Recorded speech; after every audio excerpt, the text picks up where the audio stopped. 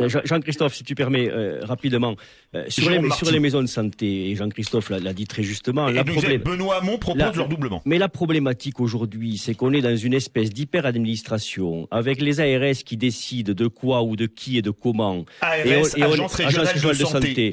Et on voudrait créer des très belles maisons et croire qu'il suffit de cela pour que les médecins s'y installent.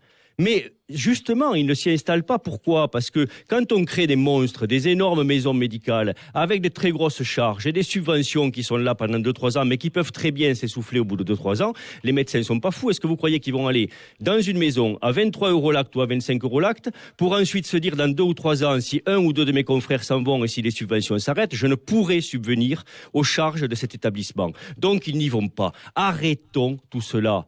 Arrêtons, il faut effectivement rendre cette profession attractive et ça veut dire totalement renverser la pyramide intellectuelle qu'on avait autour de cette profession. D'abord, les actes sont à 23 €, au plus bas de la moyenne européenne. Il va falloir quand même qu'on s'égalise sur les autres pays si on ne veut pas encore une fois perdre nos cerveaux. Il va falloir flexibiliser l'exercice parce que la méthode d'appréhender la profession a totalement changé, c'est-à-dire qu'il va falloir favoriser les passages du secteur public au secteur privé, du secteur privé au secteur public, des établissements à la ville, etc., parce que les jeunes auront 2, 3, 4, 5 façons d'exercer au cours de leur vie. Il va falloir favoriser, encore une fois, les cabinets secondaires, tertiaires, quaternaires, l'exercice à la journée, voire à l'heure, etc.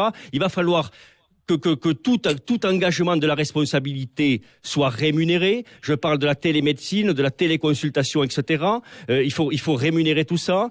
Il va falloir favoriser toutes ces choses-là. Et surtout, il faut que l'État et les politiques, encore une fois, droite, gauche, extrême, etc., comprennent que la médecine libérale, c'est une chance et c'est créateur de richesse et c'est surtout un ciment sociétal. C'est certainement le dernier ciment sociétal. Il n'y a plus de curés.